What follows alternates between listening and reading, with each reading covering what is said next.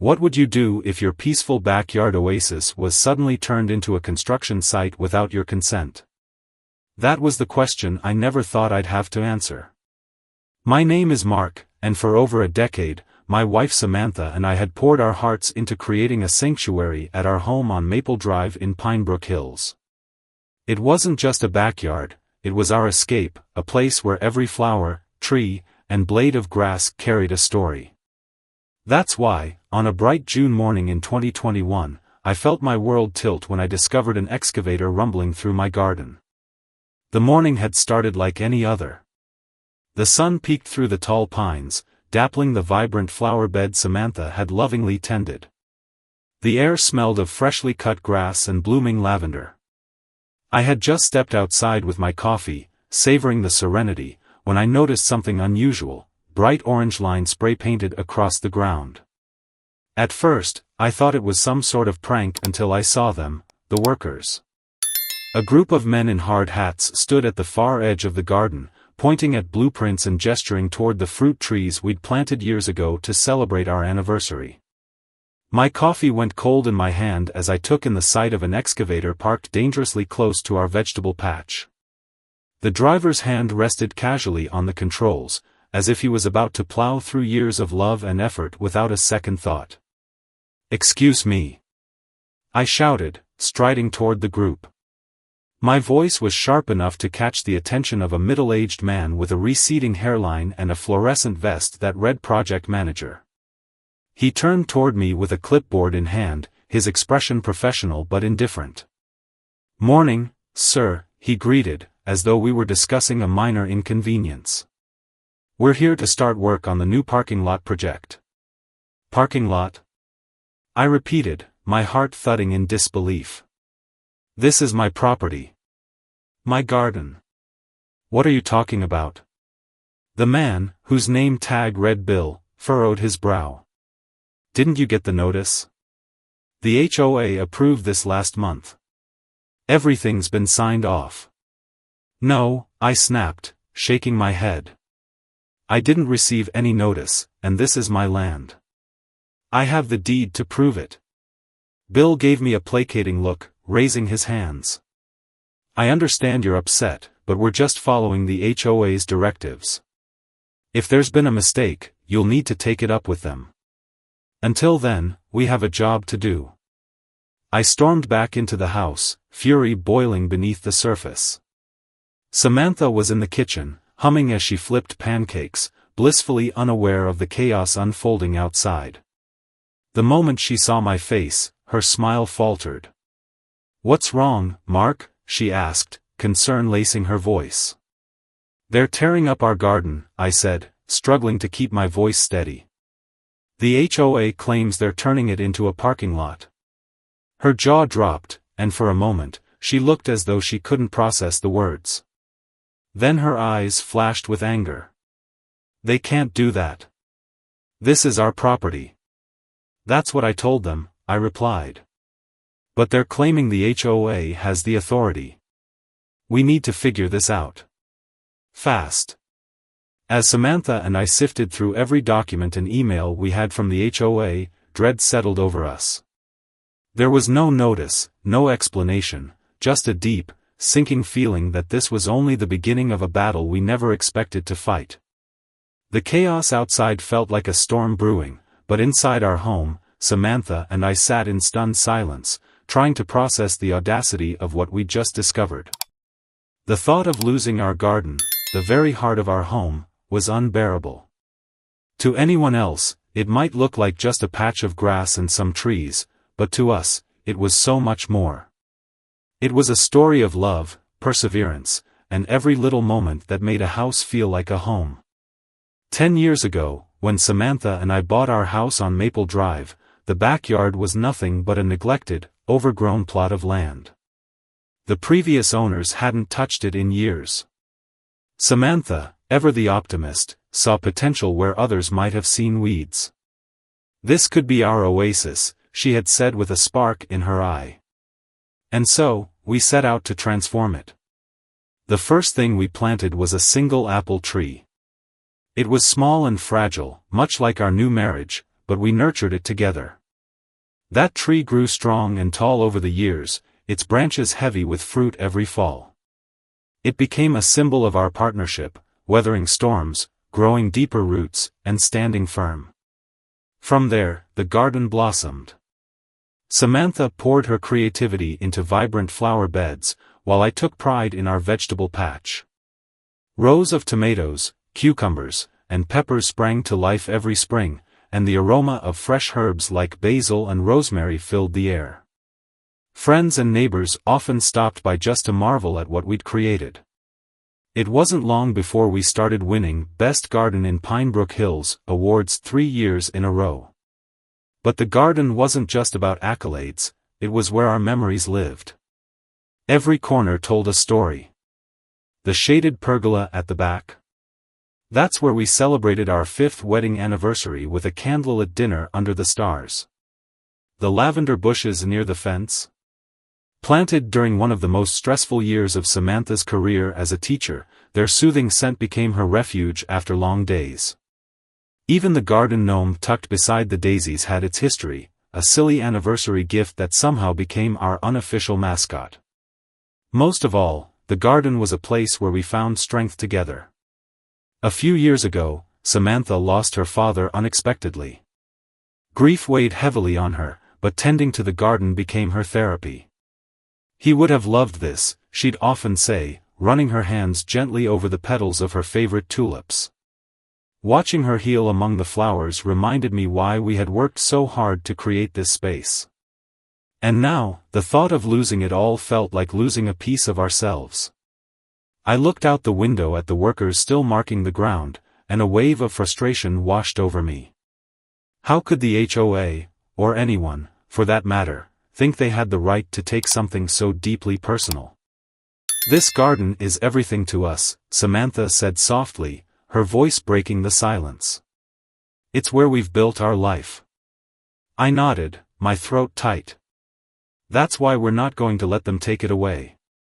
But the more we thought about it, the clearer it became that this wasn't just about us. Our garden was a reminder of what made Pinebrook Hills special, a community of people who valued peace, beauty, and connection.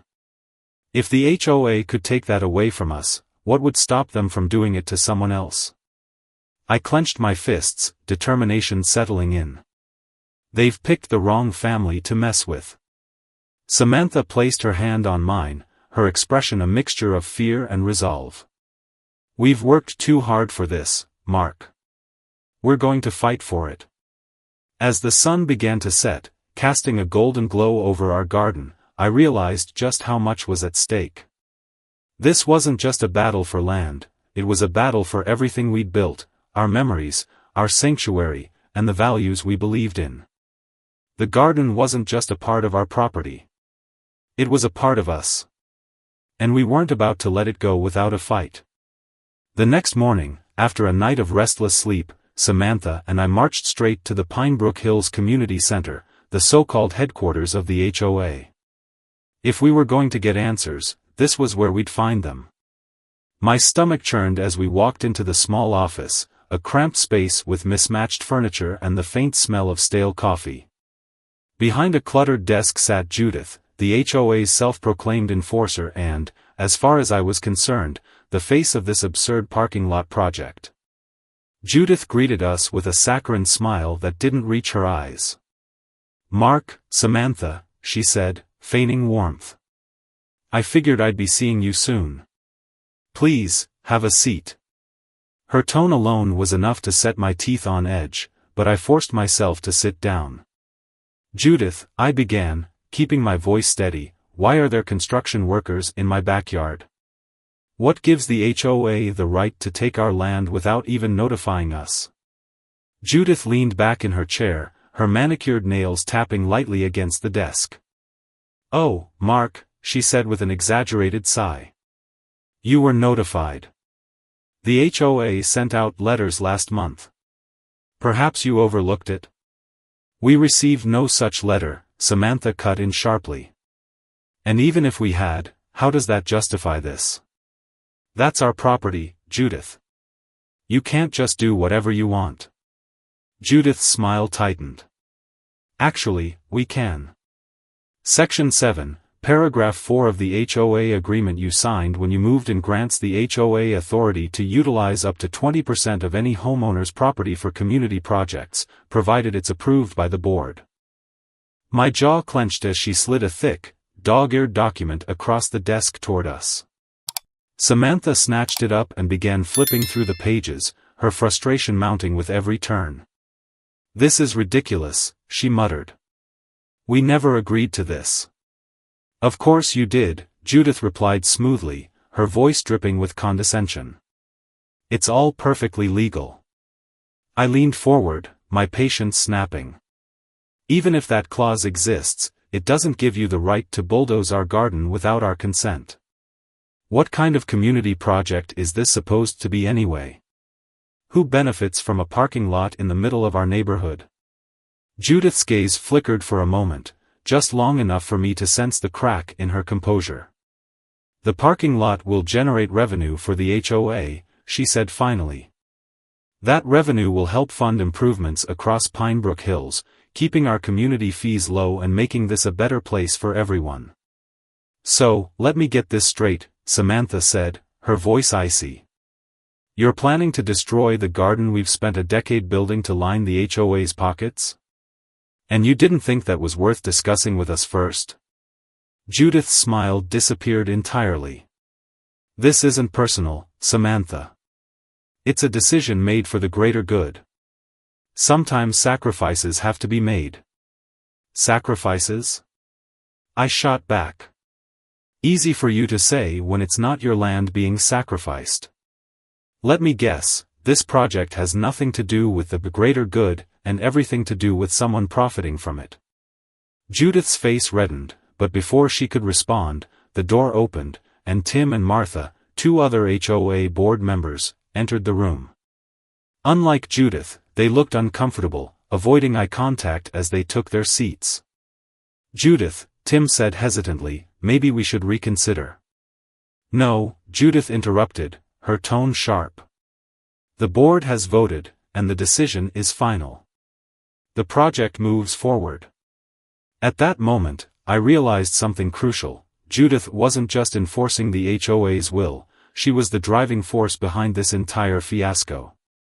Her rigid posture, her refusal to entertain dissent, and her defensiveness all pointed to one thing: this wasn't about the neighborhood. It was about her. As Samantha and I left the office, the weight of the situation sank in. The HOA wasn't going to back down, not while Judith was calling the shots. And if we didn't act fast, our garden, and everything it represented, would be gone forever. But one thing was clear: Judith had underestimated us.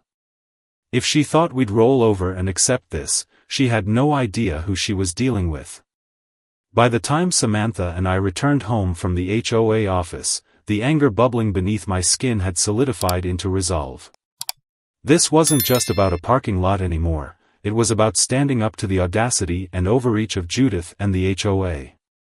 I had no intention of letting them destroy our garden or walk over us like we didn't matter. Samantha paced the kitchen, her hands gripping the back of a chair. "Mark, this isn't just wrong, it's illegal. It has to be. You can't just rip up someone's property because of a clause buried in a contract no one reads." "I agree," I said. "But if we're going to stop this, we need help. Legal help." That's when we found Laura Rivers, a no-nonsense real estate attorney who came highly recommended by one of our neighbors, Ben. She was a tall woman with sharp eyes and a sharper tongue, and within minutes of sitting down with us, she had already started pulling apart Judith's flimsy justifications. "So, let me get this straight," Laura said, flipping through the HOA agreement Judith had smugly handed us earlier. "They're citing a clause in the agreement that allows them to use 20% of your property for community projects without your consent?" "That's what they're claiming," Samantha said, her frustration evident. Judith acted like it was perfectly normal, like we should have expected this. Laura snorted. "Of course she did. HOA boards like this bank on homeowners not reading these agreements. But here's the thing," just because the clause exists doesn't mean it's enforceable. This sounds more like an illegal easement than a valid agreement. I leaned forward. What do you mean? Laura placed the contract on the table and pointed to a section near the bottom. For an easement like this to be enforceable, it has to be properly recorded with the county. Based on the way this is written, I'd bet good money the HOA never filed the necessary paperwork. Without that, this clause is just words on a page. A flicker of hope ignited in my chest. So, we can fight this?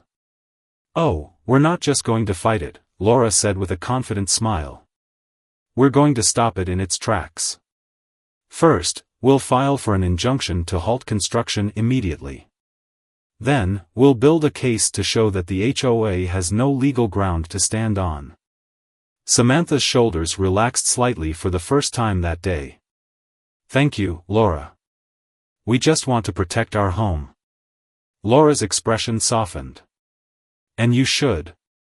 This isn't just about your garden, it's about sending a message that people like Judith can't abuse their power and expect to get away with it.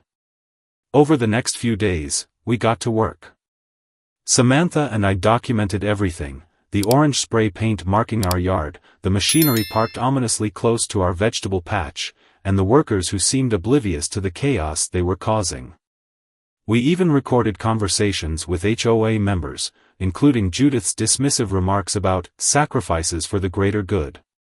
Meanwhile, Laura filed the injunction, and within days, the court granted it.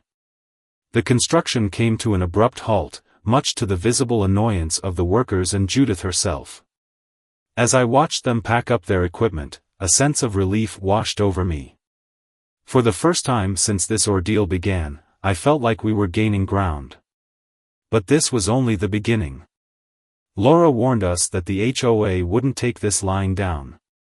Sure enough, they hired their own attorney, a nervous-looking man named Phillips, who immediately filed a counterclaim defending the HOA's actions. Judith, of course, made herself the face of their campaign, calling an emergency meeting to rally support from the neighborhood. That's when the community dynamics began to shift. While some residents, like Ben, openly supported us, others hesitated.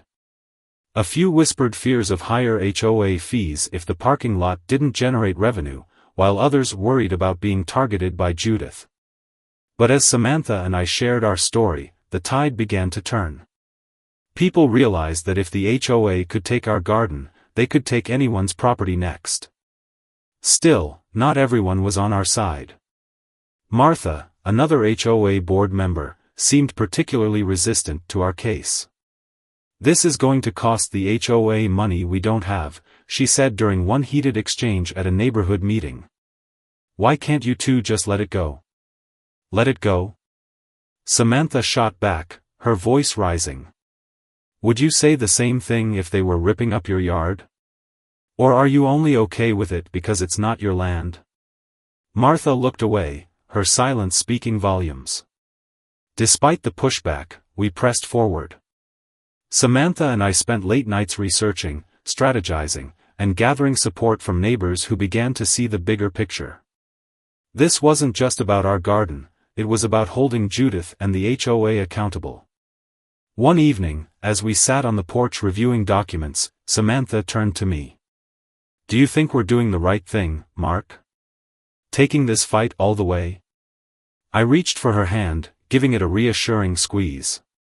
Absolutely. We've worked too hard for this. And if we don't stand up to them, who will? She nodded, her determination mirroring my own. The garden had always been a symbol of our resilience, and now, it was becoming a rallying point for something even bigger, a community's fight for fairness. We weren't just defending our land anymore. We were defending what was right. And we were ready for the battle ahead. The tension in the air was palpable as Samantha and I entered the courthouse on the day of the hearing. It was early September 2021, and after months of preparation, the moment of truth had arrived. This was our chance to expose the HOA's overreach and Judith's true motives. With Laura Rivers, our determined attorney, leading the charge, I felt a flicker of hope despite the knot of anxiety tightening in my chest. The courtroom was small but packed.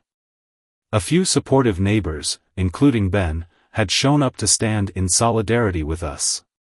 On the other side of the room sat Judith, flanked by her attorney, Phillips, and a handful of loyal HOA board members, including Tim and Martha. Judith's usual smug demeanor was on full display, but there was a tightness to her expression that betrayed her nerves. The proceedings began with opening statements. Phillips tried to paint the HOA's actions as entirely within their rights. "Your Honor," he began, his voice shaky but firm, "the HOA is a governing body created to benefit the entire community. This project, a parking lot, will generate revenue to fund much-needed improvements while keeping homeowner fees low. The clause in the HOA agreement clearly grants the board authority to use a portion of homeowners' property for such projects." Laura stood next, calm and composed. "Your Honor," she countered, "while it's true that the HOA agreement contains a clause allowing limited use of private property for community projects, this clause is unenforceable due to a lack of proper legal recording. Furthermore, the HOA has failed to act in good faith by proceeding with this project without notifying or compensating my clients, Mark and Samantha." With that, the battle began. Laura presented our evidence meticulously. She displayed photos of the destruction the workers had already begun, recordings of Judith's dismissive comments, and, most damning of all, the HOA agreement itself, which lacked the necessary legal documentation to enforce the property clause. The judge, a sharp-eyed woman in her 60s, listened intently, occasionally glancing at Judith with a raised eyebrow.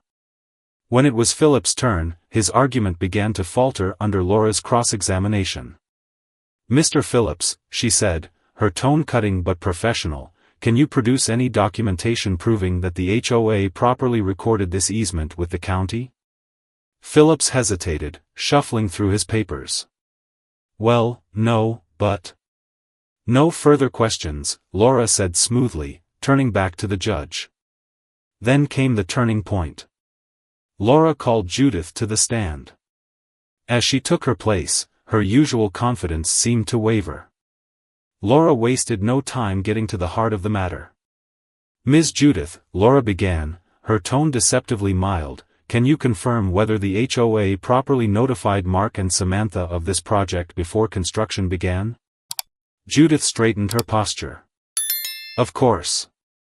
Notices were sent to all homeowners." Laura's lips curved into a knowing smile. "Interesting. Because my clients, as well as several of their neighbors, have testified that they received no such notice. Tell me, Ms. Judith, how were these notices distributed?" "By mail," Judith replied quickly. "Too quickly. And you personally ensured this mailing?" Laura pressed. Judith hesitated, her eyes darting toward Phillips before she muttered, "I delegated it to a third party." Laura seized the opening. A third party? Or were these notices never sent at all? Judith stammered, her facade cracking. Laura leaned in. "One more question, Ms. Judith. Is it true that you stand to gain personally from this project? Specifically, that you negotiated a private agreement with the construction company to receive a financial bonus if the project goes forward?" The courtroom erupted into murmurs. Judith's face flushed crimson as she sputtered, "That's a baseless accusation." Laura calmly placed a document on the judge's bench. "Your Honor, this is a copy of an email correspondence between Ms. Judith and the construction company's project manager, discussing her bonus contingent on the parking lot's completion. I move to enter it into evidence." Judith's lawyer attempted to object, but it was too late. The judge studied the email briefly before glancing at Judith with unmistakable disapproval. "Ms. Judith," she said, her tone sharp, "is there anything you'd like to say in your defense?" Judith opened her mouth, but no words came out. Her carefully constructed image had crumbled in front of everyone. The final moments of the hearing were a blur. The judge ruled in our favor, granting a permanent injunction against the parking lot project. She admonished the HOA for their unethical behavior and declared the property clause invalid without proper legal documentation. But the real blow came when she suggested the HOA conduct an internal review to hold its leadership accountable, a clear call for Judith's resignation. As we walked out of the courthouse, the weight of months of stress lifted from my shoulders. Samantha squeezed my hand, her eyes brimming with relief. "We did it," she whispered. But even as we celebrated, I couldn't shake the thought that this victory wasn't just ours. It was a message to every homeowner in Pine Brook Hills, and beyond, that standing up to injustice was worth the fight. And as for Judith, her reckoning had only just begun. The dust had barely settled from the courtroom drama, but the ripple effect of our victory was already beginning to transform Pine Brook Hills. It wasn't just about the garden anymore, it was about reclaiming a sense of justice and control over our own community. What had seemed like a simple dispute over a patch of land had spiraled into a broader fight for homeowners' rights, ethics in leadership, and personal accountability. In the weeks following the court's ruling, the HOA, in an unprecedented move, began to make some noticeable changes. The parking lot project was permanently halted, and the property that had once been at the heart of the conflict was restored, at least partially. While we couldn't undo the damage done to the garden, Samantha and I worked with a local landscaping company to breathe new life into the space. We planted a variety of flowers, trees, and even set up a small bench where neighbors could sit and enjoy the tranquility that had once been taken for granted. It wasn't just about aesthetics, it was about making a statement, about the resilience of the community and the value of standing up for what was right. But the most significant change wasn't in the garden, it was in the people. In the aftermath of the trial, there was a noticeable shift in the dynamics of Pine Brook Hills. For years, the HOA had been an unyielding force, with its board members operating behind closed doors and making decisions without regard to the homeowners' needs. But now, there was a renewed sense of community spirit. Neighbors who had once kept to themselves now engaged in open dialogue. People who had feared speaking out began to share their concerns, not only about the HOA but about the future of the neighborhood as a whole. Ben, who had been one of the first to support us, organized a meeting to discuss how to prevent future abuses of power within the HOA. The community was eager to come together, determined to hold the board accountable. People were more vigilant, more active in attending meetings, and more involved in the decisions that affected their homes. For the first time in years, there was a sense of empowerment. Even the HOA board, reeling from the court's decision, began to reassess its practices. Tim, the former treasurer, and Martha, who had been one of Judith's staunchest supporters, were among the first to suggest reforms. They pushed for more transparency, public discussions about future projects, and an open forum for homeowners to voice their concerns. While it was far from perfect, these changes marked the beginning of a new era for Pine Brook Hills, an era where the HOA wasn't a faceless entity but a group of people working for the benefit of the residents, not against them. As for Judith, her downfall was swift and unforgiving. The scandal of her private deal with the construction company spread like wildfire, and before long, she was forced to resign from her position as HOA president. Her reputation was irreparably damaged, and while she tried to defend her actions, it was clear that the community no longer trusted her. Her ambition had led her down a path of manipulation and deceit, and the consequences were severe. But what truly gave me a sense of satisfaction wasn't just seeing Judith's downfall, it was watching the change that took place in Pine Brook Hills. The success of our case was a victory not only for Samantha and me but for the entire community. We had stood up against an overreaching HOA, fought for what was right, and, in the process, sparked a change that would reverberate throughout the neighborhood for years to come. As the months passed, I looked out at the garden we had restored. The flowers were blooming, and the bench where Samantha and I had shared quiet moments had become a gathering place for neighbors. People would stop by to chat, to share stories, and to simply enjoy the peace of a community that had once been on the brink of division. It wasn't just about a garden anymore, It was about the spirit of resilience, of standing up for one another, and of creating a place where everyone felt valued and heard. And as for me, I had learned something invaluable through this entire ordeal. It wasn't just about fighting for what was right, it was about the power of collective action, the strength of a community united. Samantha and I had fought not only for our garden but for the future of Pinebrook Hills. And in the end, we had won more than just a legal battle. We had won the respect and trust of our neighbors, and we had reminded everyone that no matter how powerful the odds seemed, standing up for your beliefs could make a difference.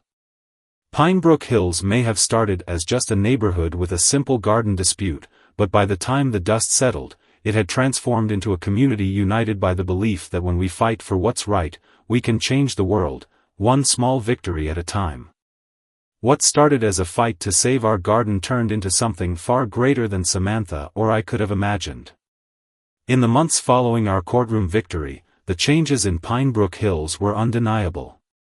The HOA was no longer the oppressive, unchecked entity it once had been, and neighbors who had previously kept quiet were now finding their voices. But what truly surprised us was how the impact of our battle spread far beyond the boundaries of our neighborhood. The first indication of this came in the form of an email from a neighboring community, Lakeview Meadows, located just outside Portland, Oregon. Their HOA had recently attempted to enforce a similarly dubious rule about using private property for community benefit, and one of their homeowners had heard about our case. The homeowner asked if we would be willing to share our experience and advice. Samantha and I were more than happy to help. I still remember the day we met with some of the residents from Lakeview Meadows. They came to Pinebrook Hills to learn about how we had stood up to Judith and the old HOA board. We walked them through the timeline of our case, shared the strategies that Laura had employed, and most importantly, emphasized the power of unity within the community. By the end of the meeting, several of them were ready to challenge their own HOA, empowered by the knowledge that change was possible. But the ripple effect didn't stop there. Stories about our legal victory began circulating in local newspapers and online forums. Homeowners from other neighborhoods started reaching out, asking for advice on how to address overreaching HOA policies or unfair practices. We quickly realized that our fight had touched a nerve. There were so many people who felt powerless against the very organizations meant to serve them. Seeing an opportunity to create lasting change, Samantha and I teamed up with Ben and several other neighbors to launch a small community advocacy group called Neighbors for Justice. Our mission was simple: to provide resources, support, and encouragement to homeowners facing similar struggles. What started as a small initiative grew rapidly. We created a website where people could find information about their rights, sample letters for addressing disputes with HOAs, and even a list of recommended attorneys who specialized in property law. One of our proudest moments came when we were invited to speak at a regional homeowners association conference in Seattle. Standing in front of a room full of homeowners, attorneys, and even some HOA board members, I shared our story, how we'd nearly lost our garden, how we'd faced down an overreaching HOA, and how we'd emerged stronger as a community. Samantha, ever eloquent, followed with a speech about the importance of transparency, communication, and fairness in HOA governance. The response was overwhelming. People came up to us afterward, sharing their own horror stories about unfair fines, arbitrary rule changes, and HOA leaders who seemed more interested in power than service. It was a sobering reminder that our story was far from unique, but it was also a sign of hope. If we could stand up and make a difference, so could they. Back in Pinebrook Hills, the changes continued to take root. The new HOA board, led by Rebecca, had introduced measures to ensure transparency and homeowner involvement. Community meetings were held monthly, and every major decision was put to a vote. The board even created a new position called the Homeowner's Advocate, designed to serve as a liaison between residents and the board.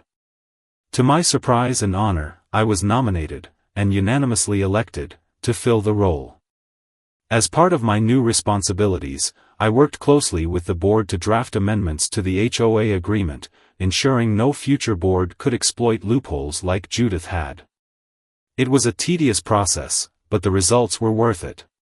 By the end of the year, Pinebrook Hills had become a model for fair and effective HOA governance. But what truly warmed my heart was seeing the renewed sense of community among our neighbors. The garden we'd fought so hard to protect became a symbol of resilience and unity. People began gathering there regularly, not just to admire the flowers but to connect, share ideas, and support one another. Samantha and I often hosted small gatherings, from gardening workshops to simple coffee mornings where neighbors could chat and bond. What had once been a solitary space had transformed into the heart of Pinebrook Hills. Looking back, it's incredible to think about how far we had come.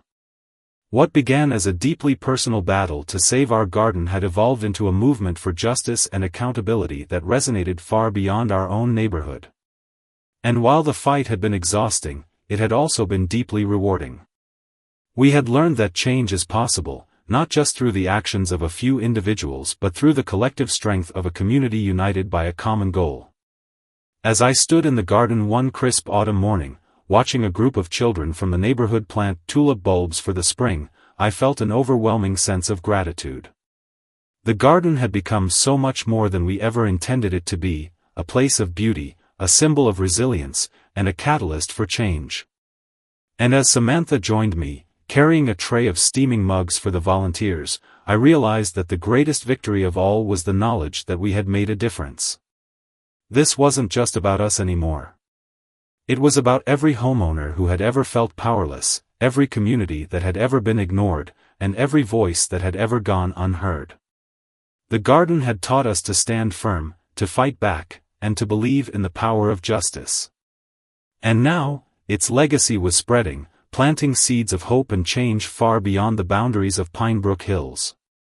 Life at Pinebrook Hills had finally found its rhythm again. With the garden restored, the HOA restructured, and the community united, it felt as though the dark days of overreach and deceit were firmly behind us. Samantha and I had grown stronger through the ordeal, not only as individuals but as a couple, and the friendships we'd formed along the way had made our neighborhood feel like a real home again. But just when I thought the chapter was closed, an unexpected twist shattered that assumption. It began with a knock on the door one rainy afternoon. I opened it to find Judith standing there, looking nothing like the commanding, condescending figure who had nearly destroyed our garden. She held an envelope in her hand, her eyes darting nervously as though she wasn't sure she should even be there. "Mark," she began, her voice quieter than I'd ever heard it. "I know I'm probably the last person you want to see, but I need to tell you something." I folded my arms, unsure of what to expect. Samantha appeared behind me, equally wary. "What is it, Judith?" I asked, trying to keep my tone neutral. She glanced over her shoulder, as if afraid someone might be watching, and then thrust the envelope toward me. "I made a mistake," she said. "A big one.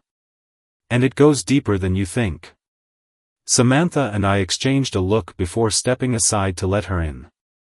Judith hesitated, then walked into the living room, dripping water from her umbrella onto the floor. As we sat down, she fidgeted with her hands, clearly struggling to find the right words. "During the trial," she began, "you uncovered my deal with the construction company. And yes, I was wrong for that. But what I didn't tell anyone is that the deal wasn't my idea. It was someone else's." She swallowed hard. "The construction company approached me because they'd already made arrangements with a board member higher up. I was just the scapegoat." The words hung in the air like a thunderclap. "What are you saying?" I asked, leaning forward. "Are you telling me someone else was pulling the strings?" Judith nodded, her eyes filled with something that almost looked like regret. "Tim," she said. "It was Tim's idea from the start.